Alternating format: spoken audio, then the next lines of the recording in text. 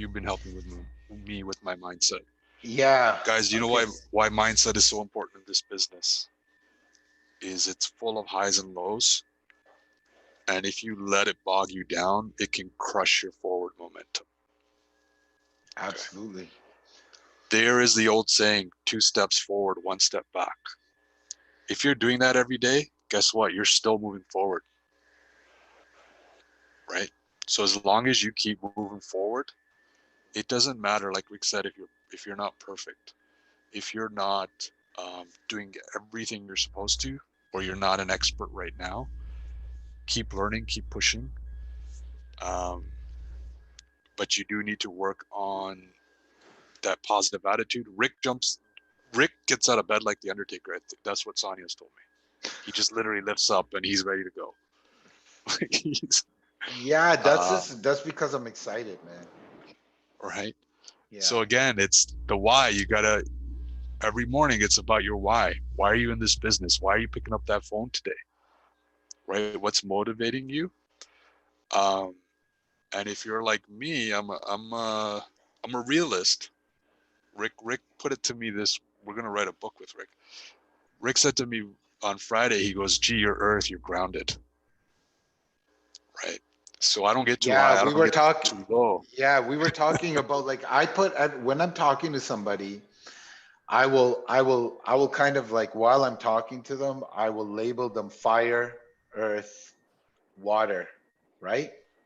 I haven't really thought about air yet. I really don't. It's got to be wind. Wind Yeah, is wind is like people that just talk fluff. No, I'm just kidding. So I kind of like you. Everybody has these elements, and these elements are going to be your biggest asset and your biggest liability, which is okay, right?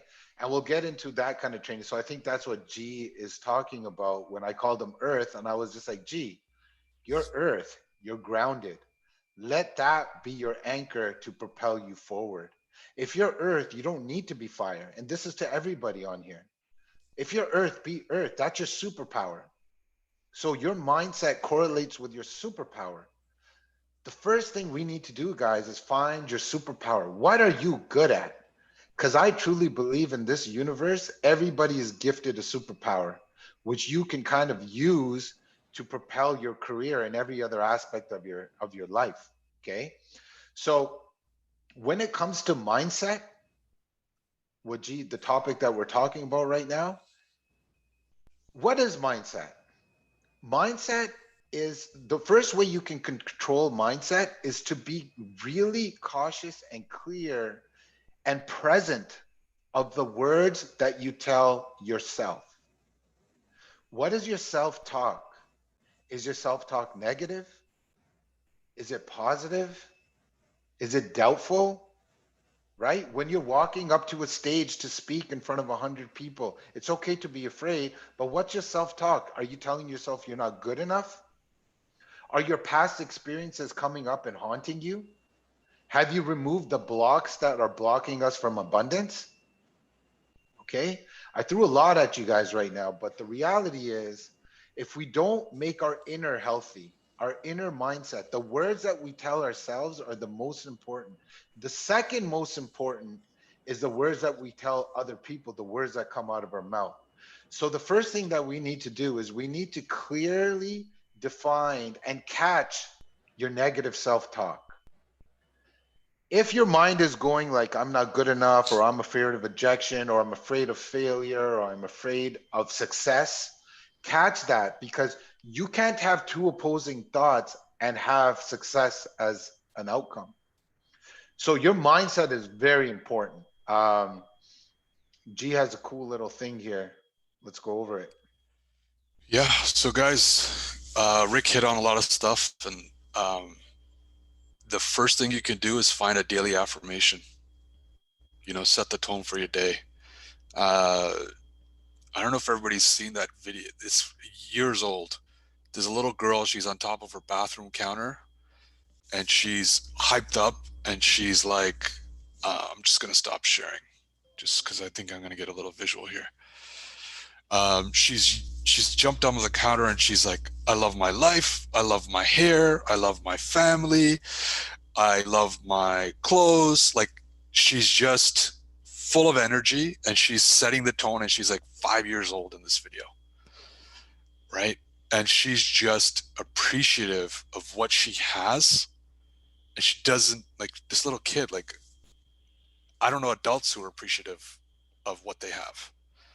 um, and that sets the tone for the rest of her day, right? She's coming from gratitude and appreciation, and it's the little things. Before you start making your phone calls, close your eyes, clear your mind, and just say, I'm going to connect with people today. I'm going to add value to their life, and they're going to be happy to speak to me. And that your calls are going to go better than if you just approach it with, I don't really feel like talking. I don't know what I'm going to say.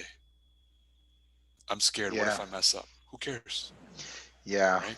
So If you're it's all if in you're your going to approach. call it, yeah, if you're going to call a lead, right? And your fears are coming up as you're calling this lead. My team knows this when we were training. I call it, it's time to check yourself.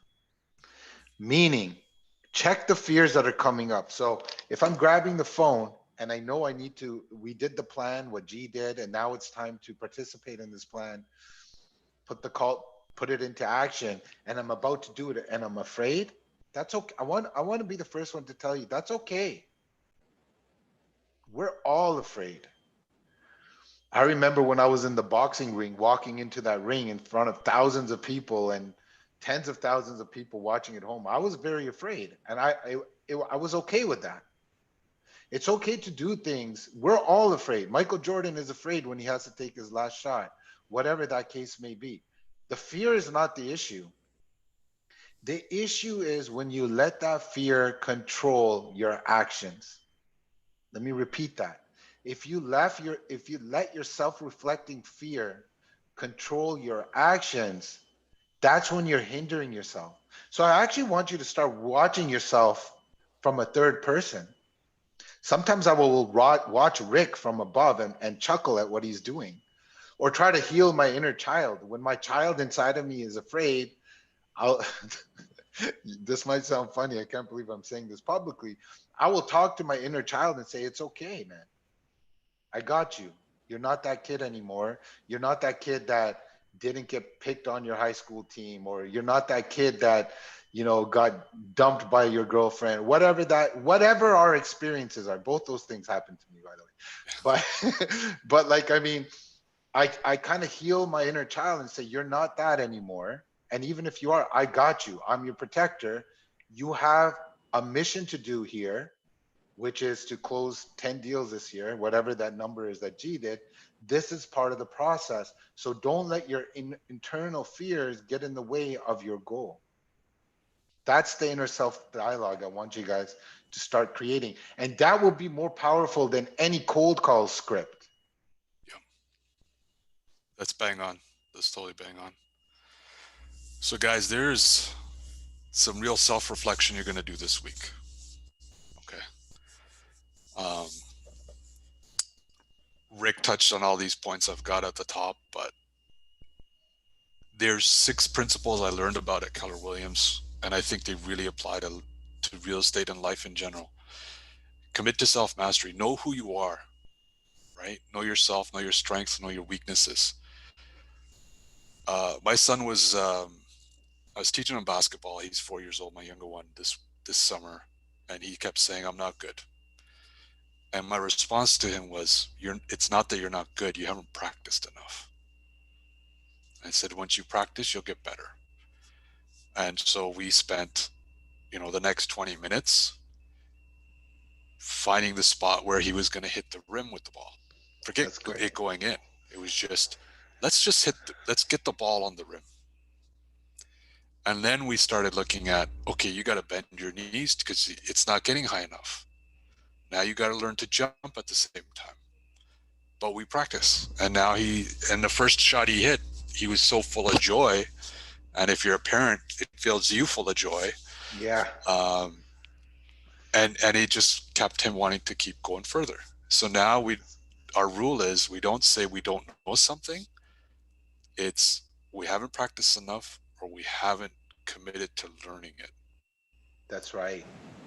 So, That's right. And when it comes to mindset, uh, my kids play basketball too. And some of the things I'm going to jump on G's example, I will just tell my son something like, I'm like, look, go up to the basket and just think it's going to go in. He's like, what are you talking about? It's not. I go, listen, you have a better chance when you're confident and think it's going to go in. Just say it's going in. And if it doesn't, it doesn't. I don't care. But you have to know that every time it releases through out of your hand, your mind has to think it's going in and then let it fall where it's going to fall. That's mindset. Now, if he went to the basket scared, nervous, it's not going to work. He has to be confident in his abilities. So when we're relating this to real estate, guys, be confident in the fact that you went through your real estate courses. You know what to do. Okay, just do it and do it without fear. the next thing, guys, there's a lot of hats you have to wear in real estate as an agent, right? You have to know the industry. You have to be a counselor for your buyers and sellers. Sometimes you're a marriage counselor when you're working with couples. Um, you have to be a marketer. You have to be a chauffeur to some degree. Um, you are a business owner. We can't do everything. We can't be jack of all trades and master of none. So the other thing you want to identify is, if you've got 10 traits, what two or three are you really, really good at? And those two or three traits are going to drive 80% of your business, right? And I'm going to get to how you guys are going to do that. We're entrepreneurs. That doesn't mean you roll out of bed when you feel like it because you own your business, right? Every action you have should be purposeful. So you want to start, again, your mindset and your mind frame has to move from being an entrepreneur to being purposeful, right? Learning based, that's why we're doing this training. We want to give back. Um, if you're really good at something, if you're really good at Facebook ads, reach out to Rick and myself. We're happy to have you be the master to train people. The best way to learn sometimes is to train other people's, right? Limiting beliefs, mindset goes hand in hand. We kind of cover that. Rick touched on this earlier in our call. Be accountable, right? If you're on a team, you're going to have a team lead. You can lean on them. You can lean on team members. If you're by yourself, I want you to get that out of your head. You're not by yourself. There is how many people on this call right now? 60 people. Connect with somebody. Become accountability partners, right? Have a daily 5-minute phone call. You check in. Hey Rick, how many calls did you make yesterday? You were supposed to make 5. How many did you make? How many people did you talk to? What's on your agenda today? Okay, I'm going to call you tomorrow. I'm going to hold you to it. Keep each other accountable, right? Um, Now, this is going to be part of your homework. SWOT analysis. Let's see if I can get this on one page. SWOT is your strengths, your weaknesses, its opportunities, and its threats. Okay. Go through your strengths. You can do this a number of ways. It can be your personality. It can be related to actual real estate in terms of, you live downtown, you're a condo expert. One of my biggest strengths is my emotional intelligence. I'm a relationship builder. Um, think about it. What are your strengths? What are your weaknesses? Weaknesses. You may not have money. You're brand new to the industry. How are you going to generate leads? Right? The good old fashioned way, unfortunately, because of the pandemic, is door knocking or doing open houses for agents. It's a good way to get in front of people. Right? Um, you may join a team. You might have a smaller split, but you're going to get exposed to leads you wouldn't be able to generate on your own, and you'll have that accountability as well. So right there, you're shoring up two of your weaknesses. Okay. You're afraid to call. I hated the phones when I started. It was not my personality. I think everybody did. Everybody does. I don't know anybody. There's very few people who love the phones, but Maybe again, it Ricky comes with Singh. practice. Ricky, um, opportunity. That's, you know, maybe you're from a background where there's not a lot of realtors, right? Growing up, Rick, our parents. I'm sure your parents were the same way, where you got to be a doctor, a lawyer, engineer, right? Yeah, my parents, yeah, they're just happy. So Yeah. there was, if you were a real estate agent, um, from our generation, that was a huge opportunity. Can I tell a quick story? Sure. So when I first got my real estate license back in 2005, I went to school for accounting. I almost had my certified general accounting designation. Had a job as a property accountant at Oxford Properties, which is one of the biggest property accounting firms around, actually. And I go, yeah, I'm going to get my real estate license. My mom was typical Punjabi mom. She's like, any real estate agent, any taxi driver can become a real estate agent. What are you doing? I see you studying all the time. What are you doing? And I'm like, Ma, I got this. I'm good. She still laughs about it today. She goes, I'm so glad you didn't listen to me back then, because she saw the success that I had. But guys, that also comes down to we're in SWOT analysis right now, but that was part of my limit. You have to fight against your limiting beliefs. Sometimes our limiting beliefs are not even ours. There are parents' limiting beliefs, our grandparents. If you believe in past lives, it could be an ancestral train that is in your limited beliefs. So be very, very cognizant of your limited belief. When they come up, catch them and start reversing them so you can be on your way to succeed. Yeah. And guys, I just want to make clear your strengths. We're going to identify them. You're going to keep them your strengths. Your weaknesses, we want to be aware of them. And then we're going to put plans in place to make those weaknesses strengths as well. Or maybe not be such big weaknesses. Opportunities, in the condo market, I started with condos a couple of years back, and I kept seeing people who wanted to stay downtown who couldn't afford a house downtown. And I was like, why aren't there any big condos? Everything is like 500 square feet. If I want to have a family and I don't want to move out of the city, what do? So then I was trying to identify buildings downtown that had larger units, and my marketing was geared towards family condos, right? That was an opportunity I identified. And then threats can be anything. I think somebody mentioned in the chat earlier, um, they heard rumors there's so many more realtors coming.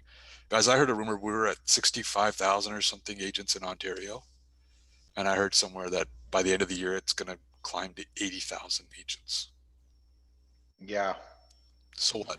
Who cares? They have nothing to do with you, And a lot of right? more people are moving in too, right? So Yeah. So we can only control what we can control.